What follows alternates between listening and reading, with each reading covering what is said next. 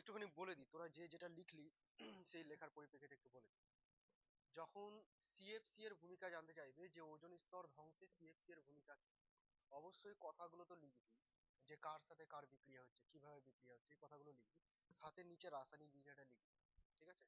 ওই যে chlorofluoro carbon CFCl3 অথবা CF2Cl2, এরা যে ভেঙে একটা উত্তেজিত ক্লোরিন, সক্রিয় ক্লোরিন তৈরি করছে, সেই বিক্রিয়াটা দেখাতে হবে, ঠিক আছে? একই রকম ভাবে ওজোন স্তরের যে সৃষ্টি, যখন ওজোন স্তরের সৃষ্টি জানতে চাওয়া হবে, তখন কথাগুলো বলবি, সাথে রাসায়নিক বিক্রিয়াটা দেখাবি, যে O3 ভেঙে যাচ্ছে, O2+ O তে কনভার্ট হচ্ছে, ওই ওটা গিয়ে আবার অন্য কারোর সাথে যুক্ত হচ্ছে, ঠিক আছে? তো এই জায়গাটাই শুধুমাত্র সৃষ্টি হওয়াটা দেখাবে, তোকে জানতে চাইবে সৃষ্টি হওয়াটা, তুই সৃষ্টি প্লাস ধ্বংস দুটো যে একসাথে হচ্ছে দিয়ে একটা সাম্যাবস্থা ক্রিয়েট হচ্ছে, সেই পুরো বিষয়টাকে উল্লেখ করবে। বোঝা গেল? আজকে আলোচনা করব শক্তির যথাযথ ব্যবহার। হুম।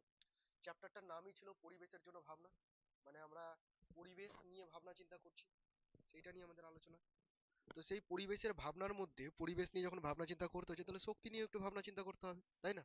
আমরা যে শক্তি ইউজ করি, তার যথাযথ ব্যবহার আমাদেরকে শিখতে হবে। আমরা প্রচুর পরিমাণে শক্তি কি করি, খরচ করে দিচ্ছি, অপচয় করে দিচ্ছি, তাই তো?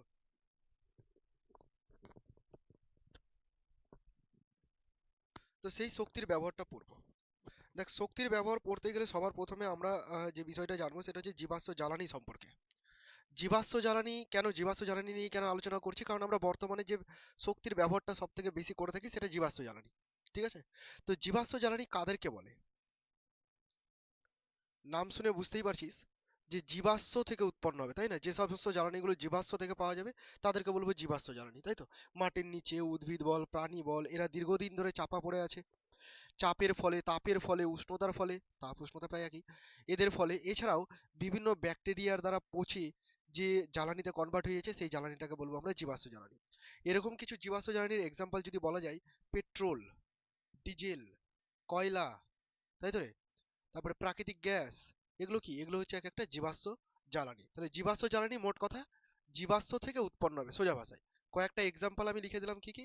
কয়লা, আর কি বললাম বল? পেট্রোল, ডিজেল, প্রাকৃতিক গ্যাস, ঠিক আছে, এলপিজি, সিএনজি, এই সমস্ত যে গ্যাসগুলো আছে এগুলো জীবাশ্ম জ্বালানি। ওকে। তো এই জীবাশ্ম জ্বালানির, এক এক ধরনের জ্বালানির তাপন মূল্য এক এক রকম। আমি একটা ওয়ার্ড বলে দিলাম, তাপন মূল্য।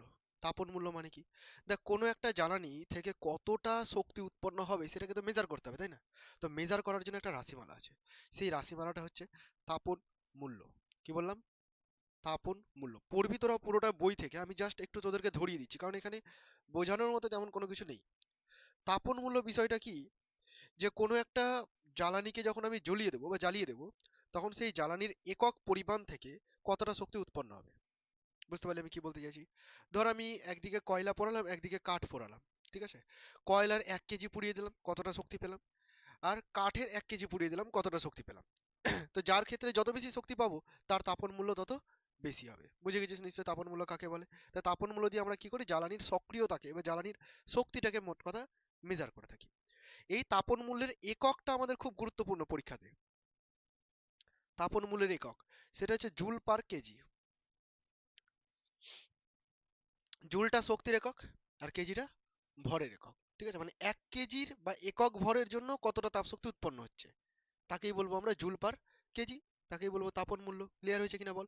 আচ্ছা, এটা তো এসআই একক করলাম আমি। যদি তোকে সিজিএস একক বলতো, তাহলে ওপরে করতি তুই ক্যালোরি আর নিচে লিখতি গ্রাম। এখন তোদের মনে হতে পারে যে জুল শক্তির একক, এসআই একক, তো শক্তির তো সিজিএস একক আর্ক ছিল, মনে পড়ছে? শক্তির সিজিএস একক আর্ক। তবে এখানে যেহেতু আমরা তাপ শক্তি নিয়ে আলোচনা করছি, তাপ শক্তির ক্ষেত্রে একটা একক হয় ক্যালোরি, একেই আমরা সিজিএস একক হিসেবে ধরি একমাত্র তাপ শক্তির ক্ষেত্রে। বাকি অন্যান্য যে সমস্ত শক্তি থাকবে তাদের ক্ষেত্রে সিজিএস এককটা আর্ক। ওকে। কিন্তু তাপের ক্ষেত্রে, ব্যবহারিক ক্ষেত্রে আমরা কি করি, ক্যালোরিটাকে নিয়ে নিই। সবসময় যে এখানে কেজি হতে হবে বা গ্রাম হতে হবে এমন কোনো বাধ্যতা নেই। এটা এরকমও হতে পারে জুল পার লিটার, বা এরকম হতে পারে ক্যালোরি পার সেন্টিমিটার কিউব, এরকমও হতে পারে। মানে আমি বলতে চাইছি একক আয়তনেরও হতে পারে। যদি গ্যাসীয় জ্বালানি নিয়ে নিই, তো তার ক্ষেত্রে আমরা আয়তনে মেজার করব, যে একক আয়তনে কতটা শক্তি উৎপন্ন হচ্ছে সেটাকে বলছি তাপন মূল্য। বোঝা গেছে কিনা বল? তাপন মূল্যের এককগুলো তোদেরকে জানতে চাইতে, মানে এককগুলো জানতে চাইতে পারে, অপশনে দিয়ে দিতে পারে। একটু বইটা খোল। বইয়ের মধ্যে দেখ, জীবাশ্ম জ্বালানি কাকে বলে। প্রাকৃতিক বিপর্যয়ের কারণে উদ্ভিদ ও প্রাণী যখন মাটির নিচে চাপা পড়ে লক্ষ লক্ষ বছর ধরে মাটির নিচে উচ্চচাপ উচ্চতাপ ব্যাকটেরিয়া দ্বারা পচন ঘটে এবং ক্রমশ রাসায়নিক প্রক্রিয়ায় পরিবর্তিত হয়ে কয়লা, পেট্রোলিয়াম, প্রাকৃতিক ইত্যাদিতে পরিবর্তিত হয়, এদের জীবাশ্ম জ্বালানি। তাই তো বললাম আমি, তাই তো, এই কথাগুলোই বললাম আমি, সংক্ষেপে বললাম। জ্বালানি, জ্বালানির তাপন মূল্য কাকে বলে? কোনো জ্বালানির একক ভর বা একক আয়তন, দেখলি দুটো ওয়ার্ড বলে দিল না, একক ভর বা একক আয়তন, এর সম্পূর্ণ দহনে যে পরিমাণ তাপ শক্তি উৎপন্ন হবে তাকেই বলবো আমরা কি, জ্বালানির তাপন মূল্য। হুম, এসআই একক জুল পার কেজি, আর সিজিএস একক ক্যালোরি পার গ্রাম। ওকে, একটা চার্ট দেওয়া আছে পাশে, তোরা দেখতে পাবি জীবাশ্ম জ্বালানি আর তাপন মূল্যের চার্ট আছে তো। এই যে চার্টটা দেওয়া আছে, অ্যান্থ্রাসাইট কয়লা দেওয়া আছে, তারপরে বিটুমিনাস কয়লা দেওয়া আছে, তাই তো।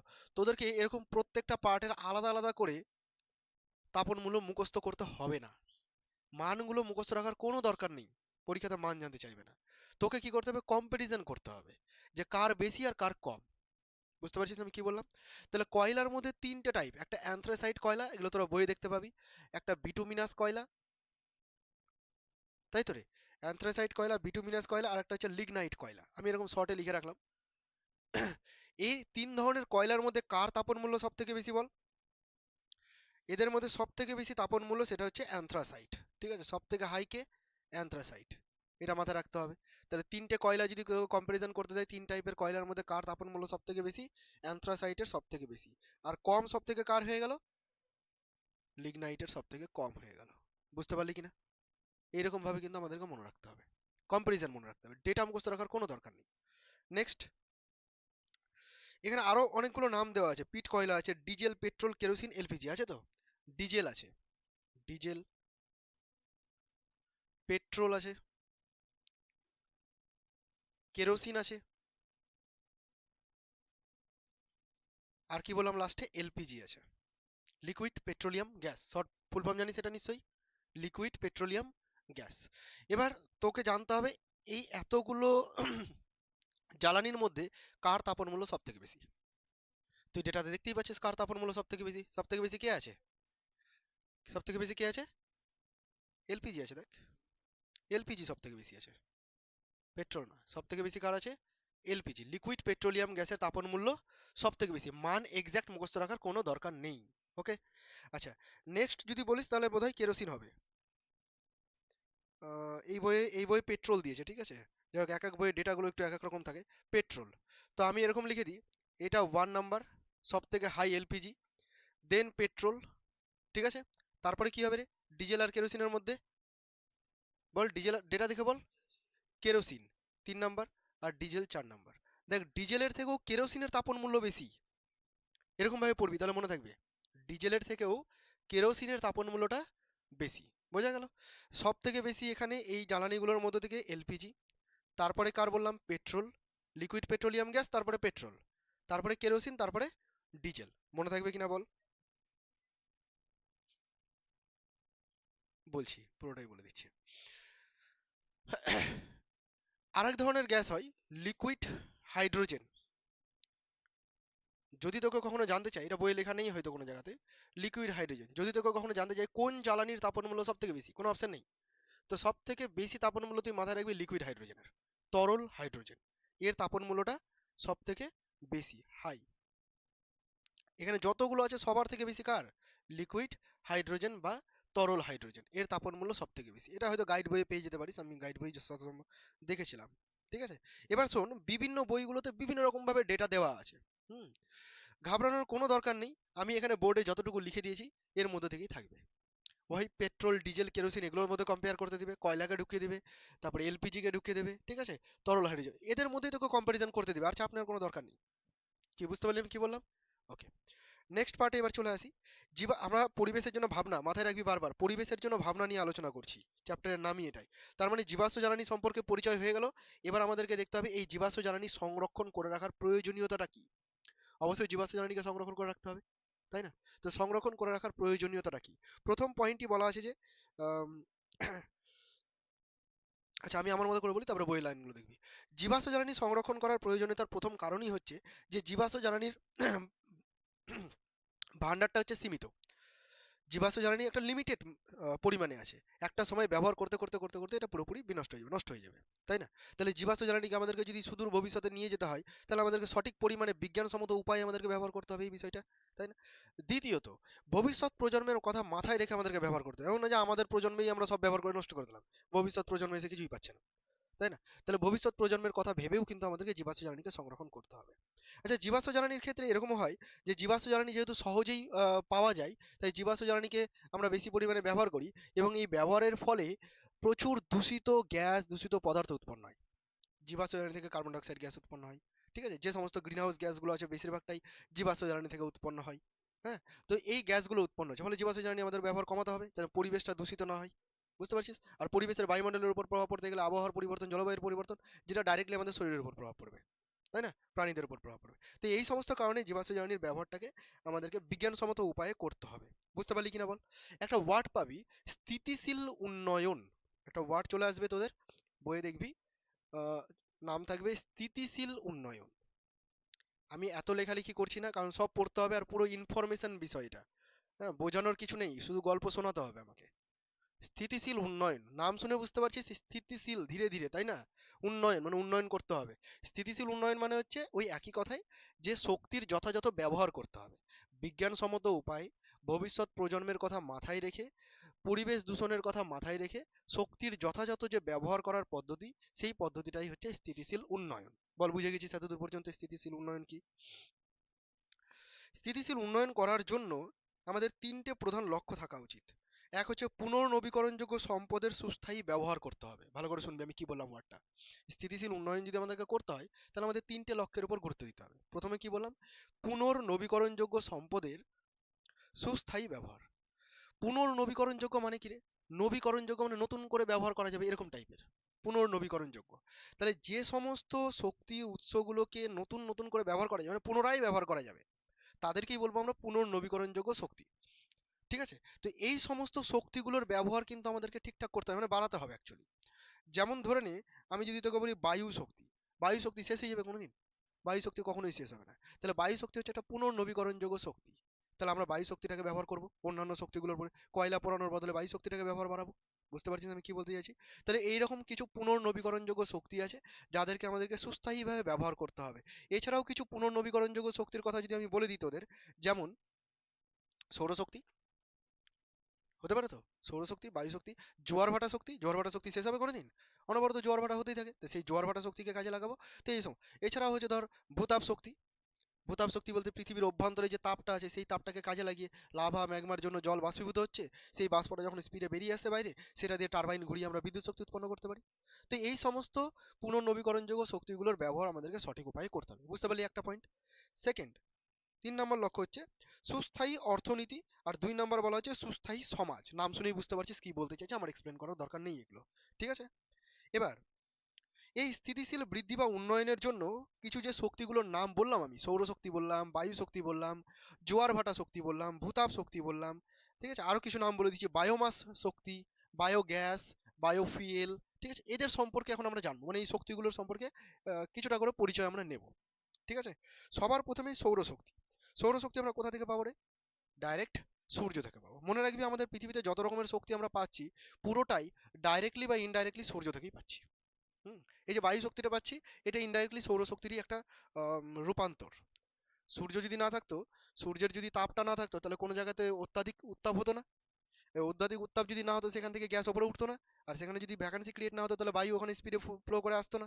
বুঝতে পারছিস? তাহলে কোনো না কোনোভাবে ঘুরিয়ে ফিরিয়ে ওই সূর্য শক্তি আমাদের কোনো না কোনোভাবে হেল্প করে। তো সৌরশক্তিটাকে আমরা ডাইরেক্টলি পেতে পারি। এই সৌরশক্তিকে কাজে লাগিয়ে আমরা সৌরকোষ তৈরি করে নিয়েছি, জানিস তো? সোলার প্যানেল আমরা দেখতে পাই যে, সেই সোলার প্যানেলগুলোতে কি থাকে? সৌরকোষ থাকে। এই সৌরকোষগুলোর কাজ কি? সূর্য শক্তিটাকে নেবে দিনের বেলা, তাপটাকে নেবে, সেই তাপটাকে বিদ্যুতে কনভার্ট করবে, তড়িৎ শক্তিতে কনভার্ট করে দেবে। এটা হচ্ছে সৌরশক্তির কাজ। এছাড়াও সৌরশক্তিকে কাজে লাগিয়ে আমরা সোলার কুকার ব্যবহার করি। সোলার কুকার সাধারণত কমই দেখা যায়, দেখাই যায় না। সোলার কুকার মানে সূর্যের রোদে রেখে দিতে গেলে সেই কুকারটা অটোমেটিক কাজ করে, গ্যাসে বসানোর দরকার নেই, ওভেনে বসানোর দরকার নেই। এছাড়া সোলার ক্যালকুলেটর থাকে, দেখেছিস কোথাও কোথাও সোলার ক্যালকুলেটর?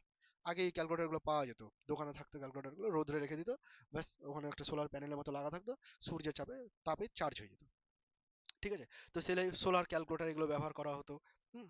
তো এই সমস্ত জিনিসগুলো আছে যেগুলো সৌরশক্তিকে কাজে লাগিয়ে ব্যবহার করা হয়। বায়ু শক্তির ব্যবহার, এগুলো সব গল্প, একবার করে পড়লেই তোদের মনে থেকে যাবে। বায়ু শক্তির ব্যবহার, বায়ু শক্তিকে কাজে লাগিয়ে আমরা কি করতে পারি, বড় বড় ওই যে পাখাগুলো ঘোরানো হয় দেখেছিস তো, টারবাইনের মতো বড় বিল্ডিং করে একটা বড় পাখা থাকে, বায়ু শক্তিকে কাজে লাগিয়ে ওই পাখাগুলো ঘোরে। আর যখনই বায়ু শক্তির জন্য ওই পাখাগুলো ঘোরে মানে ওটা টারবাইনের সাথে কানেক্টেড আছে, টারবাইনটাও ঘুরবে। আর টারবাইন হচ্ছে একটা ডিভাইস, একটা সিস্টেম, যে কি করে কোনো শক্তিকে তড়িৎ শক্তিতে কনভার্ট করে দেয়।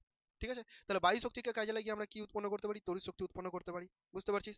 বায়ু শক্তির সাহায্যে বিদ্যুৎ উৎপন্ন করে গম পেশাই করা যেতে পারে, জল সেচে কাজে লাগানো যেতে পারে, জল তোলার কাজে ব্যবহার করা যেতে পারে। ঠিক আছে? বায়ু শক্তি থেকে যে শক্তিটা উৎপন্ন হয় তার পরিমাণটা তুলনামূলকভাবে কম হয় বলে ছোটখাটো ডিভাইসে এগুলোকে ব্যবহার করা হয়। খুব বড় বড় যন্ত্র, হেভি যন্ত্রপাতিতে কিন্তু এদেরকে ব্যবহার করা হয় না। বুঝতে পারলি নিশ্চয়ই? বায়ু শক্তিকে কাজে লাগানোর জন্য মিনিমাম বায়ু প্রবাহের বেগ হতে হবে 15 কিলোমিটার পার আওয়ার। ন্যূনতম এতটা বেগ হতেই হবে, এর থেকে কম হতে গেলে টারবাইন ঘোরানো মুশকিল। বুঝে গেল? নেক্সট পয়েন্ট আছে জোয়ার ভাটা শক্তি। ওই একই রকম, জোয়ার ভাটা শক্তির ক্ষেত্রে কি হয়, একবার জোয়ার হবে একবার ভাটা হবে। তো জলের লেভেল একবার উঠবে একবার নামবে। তো এই যে ওঠানামা যখন করবে তখন যে জলের স্রোতটা, যে স্পিডটা, সেই স্পিডটাকে কাজে লাগিয়ে আমরা টারবাইন ঘোরাতে পারি। টারবাইন ঘুরিয়ে বিদ্যুৎ শক্তি উৎপন্ন করলাম, সেখান থেকে যে কোনো শক্তি কনভার্ট করা যাবে। বুঝতে পেরে গেছিস নিশ্চয়ই? তাহলে এগুলো গল্প তোরা পড়ে নিচ্ছিস। ভূতাপীয় শক্তি, মানে পৃথিবীর অভ্যন্তরে যে তাপ আছে, পৃথিবীর অভ্যন্তরে গলিত অবস্থায় আছে, তাই না, লাভা অবস্থায় আছে। এবার ধরো ওই লাভার সংস্পর্শে জল চলে আসলো, সমুদ্রের জল চলে আসলো বা ভূগর্ভের কোনো জল চলে আসলো, তাহলে ওই তাপে কি হবে, ও বাষ্পীভূত হয়ে যাবে। এবার বাষ্পীভূত হয়ে গেলে গ্যাসীয় আকারে চলে আসছে, গ্যাসীয় আকারে চলে আসলে মানে প্রচুর চাপ সৃষ্টি হচ্ছে ওর মধ্যে। ও এখন কি করবে, পেতে যাবে, আর জায়গা না পাওয়ার জন্য যেখানে ফাঁক ফোটল পাবে সেইখান দিয়ে বেরিয়ে আসবে। খুব স্পিডে যখন বেরিয়ে আসবে তখন সেই স্পিডটাকে, সেই জলীয় বাষ্পটাকে যদি আমি কাজে লাগাতে চাই কোনো টারবাইন বা কোনো যন্ত্রে কাজে লাগাতে, সেখান থেকে আমি শক্তিকে কাজে লাগাতে পারবো। বুঝে গেছিস নিশ্চয়ই? গল্পের মতো করে পড়বি। নেক্সট পয়েন্ট, এই জায়গাটা ভালো করে পড়তে হবে, বায়োমাস। বায়োমাস বা বাংলাতে এটাকে আমরা বলবো জীব ভর। আমি কিছু লেখালেখি করছি না, বইটা খুলে রাখ, বইয়ের মধ্যে দেখ, সব বুঝতে পারবি।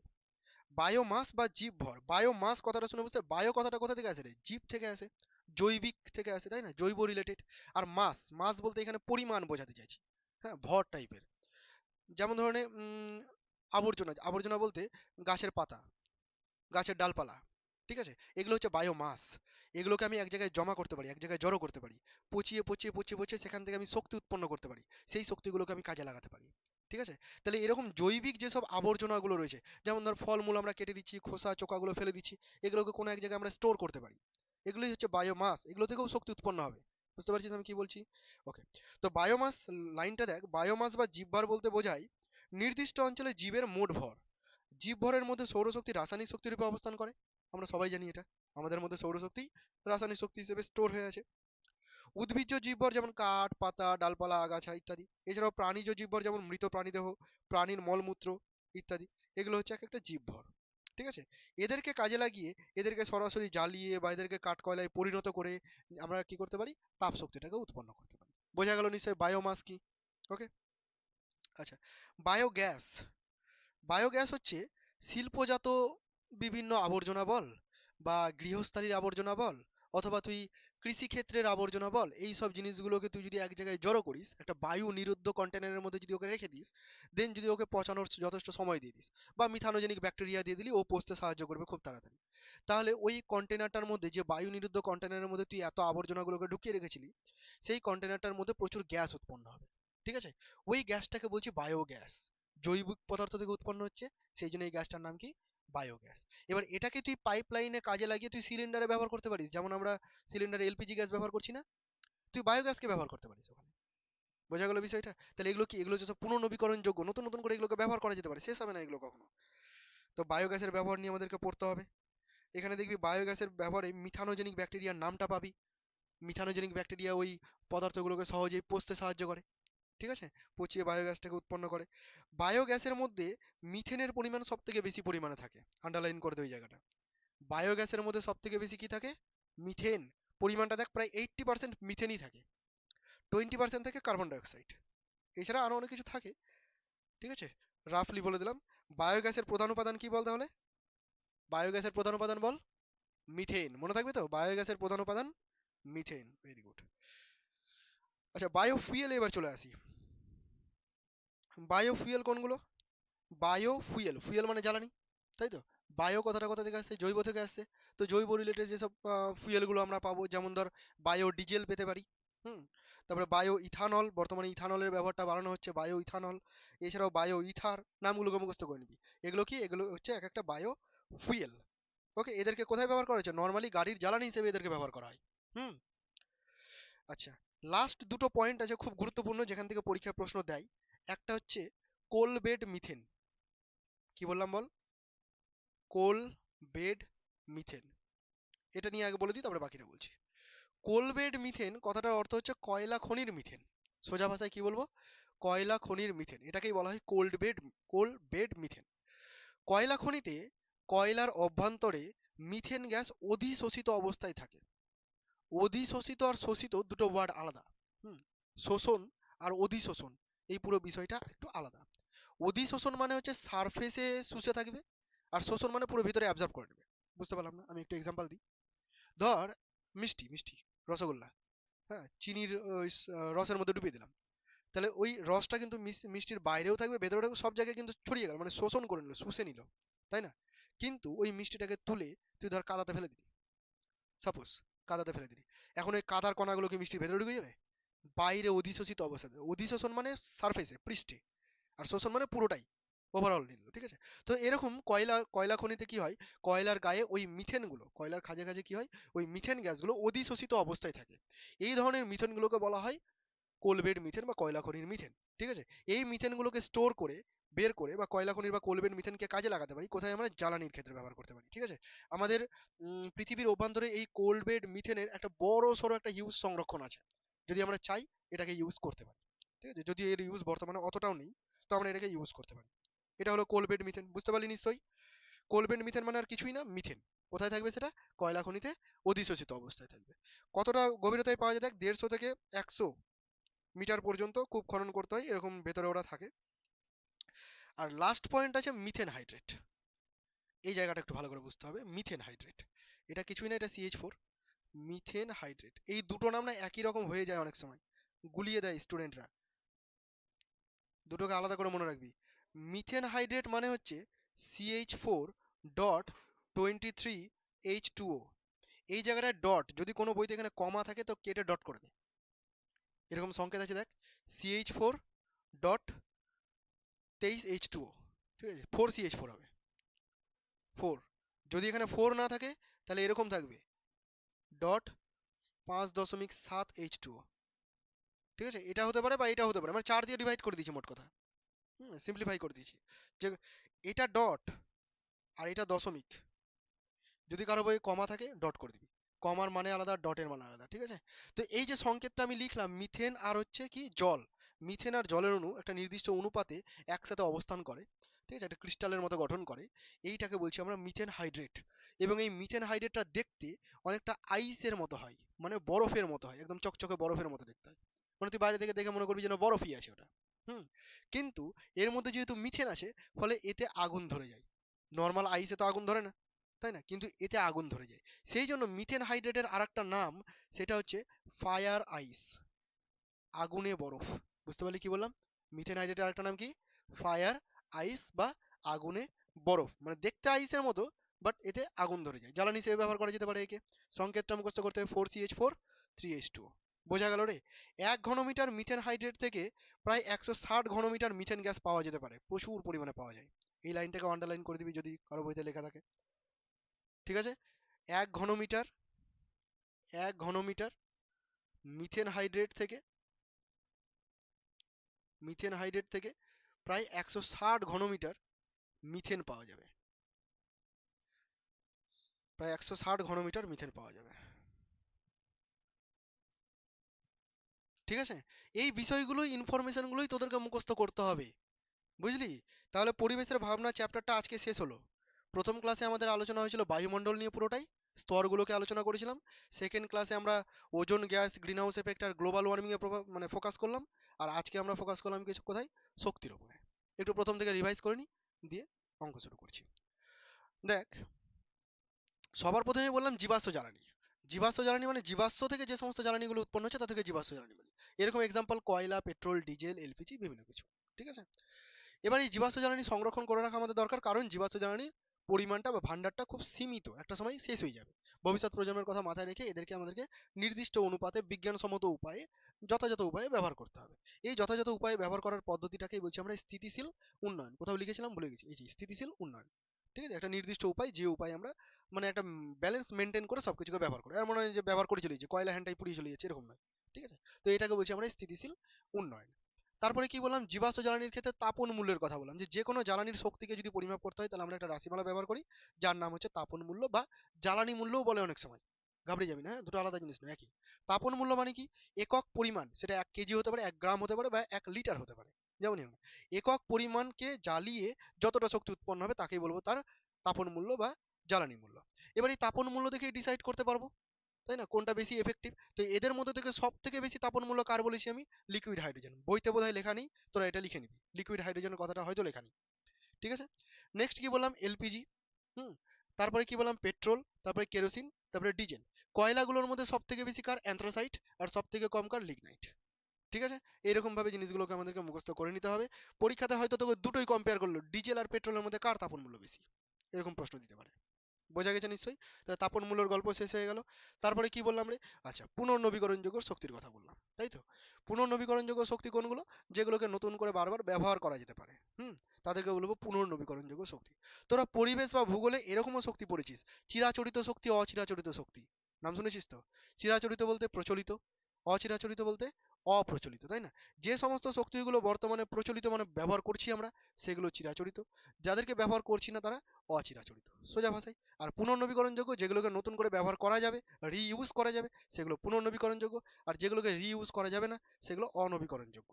বোঝা গেছে নিশ্চয়ই? তো এরকম পুনর্নবীকরণযোগ্য বা নবীকরণযোগ্য যদি কিছু শক্তির নাম বলি, শক্তির নামগুলো কি কি ছিল লিখিনি আমি এখানে। সৌরশক্তি ছিল, বায়ু শক্তি ছিল, জোয়ার ভাটা শক্তি ছিল, আর কি ছিল রে বল? ভূতাপ শক্তি ছিল, হ্যাঁ, বায়োগ্যাস ছিল। তো এগুলো হচ্ছে সব এক একটা পুনর্নবীকরণযোগ্য শক্তি। এগুলোর ব্যবহার আমাদেরকে ধীরে ধীরে বাড়াতে হবে, কারণ এদের দ্বারা দূষণও কম হয়, প্লাস এদেরকে ব্যবহার করতে গেলে এরা নিঃশেষও হবে না, জীবাশ্ম জ্বালানি সংরক্ষণ থাকবে। বোঝা গেছে নিশ্চয়ই এতদূর পর্যন্ত? আচ্ছা, তারপরে জীব ভরের কথা বললাম। জীব ভর বলতে ওই পরিমাণগুলোকেই বোঝাচ্ছে, তাই না? জীবের মোট পরিমাণটাকে বোঝাচ্ছে। ধর মৃতদেহ, তারপরে কাঠ, কয়লা, পাতা, এই সমস্ত জিনিসগুলোকে বলা হচ্ছে জীবভর। ঠিক আছে, এদেরকে কাজে লাগিয়ে আমি বায়োগ্যাস উৎপন্ন করতে পারি, এদেরকে কাজে লাগিয়ে আমি বায়োমাস উৎপন্ন করতে পারি, সরি, এদেরকে কাজে লাগিয়ে আমি বায়োফুয়েল উৎপন্ন করতে পারি। ঠিক আছে, বায়োফুয়েলের কিছু এক্সাম্পল কি বললাম, biodiesel, bio ethanol, bio ether, তাই তো। এদেরকে কোথায় ব্যবহার করা হচ্ছে, বর্তমানে গাড়ির জ্বালানি হিসেবে ব্যবহার করা হচ্ছে। ওকে, বায়োগ্যাসের ক্ষেত্রে প্রধান উপাদান কি বললাম, মিথেন গ্যাস। বায়োগ্যাসের ক্ষেত্রে প্রধান উপাদান মিথেন গ্যাস, প্রায় 80% কি থাকে, মিথেন গ্যাসই থাকে। লাস্টের দিকে দুটো পয়েন্ট বলেছিলাম, কোলবেড মিথেন আর মিথেন হাইড্রেট। কোলবেড মিথেন মানে হচ্ছে কয়লা খনিতে অধিশোষিত অবস্থায় যে মিথেন পাওয়া যায় তাকে বলি কোলবেড মিথেন। এর ভান্ডারটাও প্রচুর, যদি আমরা চাই এটাকে প্রচুর পরিমাণে ব্যবহার করতে পারি, অনেকটাই ভান্ডার এখনো সঞ্চিত আছে। কোলবেড মিথেন। তারপরে কি বললাম, মিথেন হাইড্রেট বললাম। মিথেন হাইড্রেটের ক্ষেত্রে কি বললাম, যে মিথেন হাইড্রেট দেখতে আইসের মতো, এর সংকেতটা হচ্ছে 4CH4.23H2। ঠিক আছে, এরকম ভাবে লিখেছি, তার মানে মিথেনের সাথে জলের অণু কেলাস আকারে থাকে। ঠিক আছে, এবং দেখতে বরফের মতো হয়, কিন্তু আগুন ধরালে আগুন ধরে যায়, সেই জন্য এটার নাম হচ্ছে ফায়ার আইস। ঠিক আছে, বা আগুনে বরফ। বোঝা গেছে নিশ্চয়ই? চ্যাপ্টার কমপ্লিট, কারো কোনো সমস্যা নেই?